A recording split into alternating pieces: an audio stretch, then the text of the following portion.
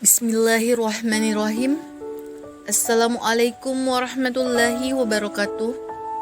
Alhamdulillahirabbil alamin. Wassalatu wassalamu ala asyrafil anbiya'i wal mursalin.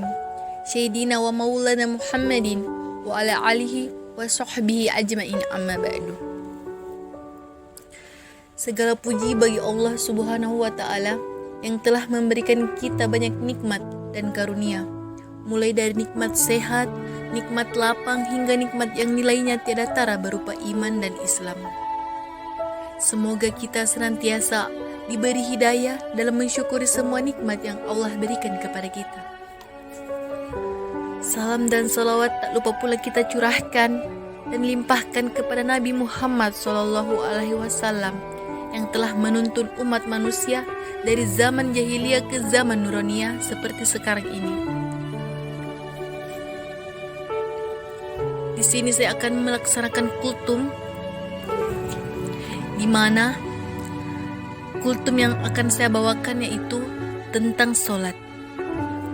Allah Subhanahu wa taala dan Rasul Muhammad sallallahu alaihi wasallam banyak memberitahu kita tentang pentingnya mendirikan sholat.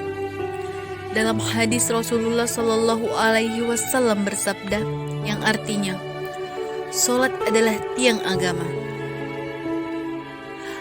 di mana sholat merupakan tiang sebuah bangunan bernama agama Islam. Dan apabila tiang itu rapuh atau roboh, maka bisa dipastikan bangunannya juga ikut roboh karena kehilangan penyangga. Di dalam Al-Quran, surah Al-Baqarah ayat 43, Allah berfirman yang artinya, "Dan dirikanlah sholat, dan tunaikanlah zakat, dan rukuklah bersama orang-orang yang rukuk." Selain itu, sholat juga mempunyai banyak keutamaan yang sangat besar. Rasulullah Shallallahu Alaihi Wasallam bersabda, "Seandainya mereka tahu pahala sholat subuh dan asar, niscaya akan mendatanginya meskipun dengan merangkak." Hadis riwayat Imam Bukhari. Dalam sholat subuh terdapat banyak keutamaan yang bisa kita raih. Salah satunya mendapatkan persaksian dari malaikat subuh.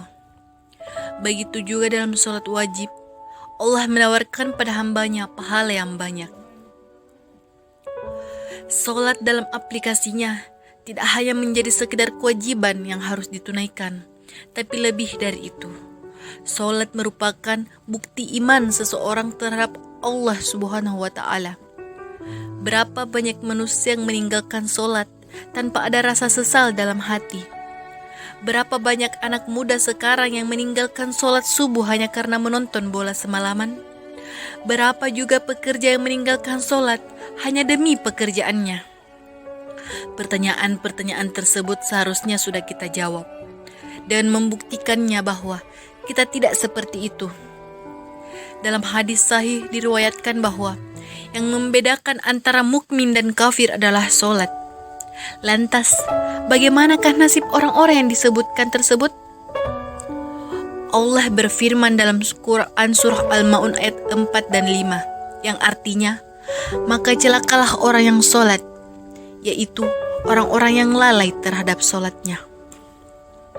Allah Subhanahu wa ta'ala mensifati orang-orang yang lalai dalam sholatnya dengan kalimat celaka. Kalimat celaka ini biasanya juga Allah pakai untuk mensifati orang kafir dan munafik. Berarti dengan kata lain, orang yang lalai terhadap sholatnya bisa disejajarkan dengan orang kafir dan munafik. Maka tidak heranlah dalam hadis Muhammad SAW bersabda, "Yang menjadi perbedaan antara mukmin dengan kafir adalah sholatnya." Sebagaimana yang Rasulullah SAW sampaikan dalam hadisnya tentang keutamaan sholat, maka kita sebagai umatnya hendak melakukan sholat wajib 5 waktu ini dengan hati yang lapang, penuh kesyukuran, keikhlasan, dan keistiqomahan sehingga kita bisa terhindar di golongan orang-orang yang lalai dalam sholatnya. Sebagai kita dalam beramal.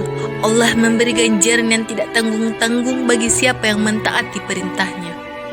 Allah berfirman dalam surah An-Nisa ayat 69 yang artinya, dan barang siapa yang menaati Allah dan Rasul Muhammad, maka mereka itu akan bersama-sama dengan orang-orang yang diberi nikmat oleh Allah, yaitu para nabi, para pecinta kebenaran, orang-orang yang mati syahid, dan orang-orang soleh.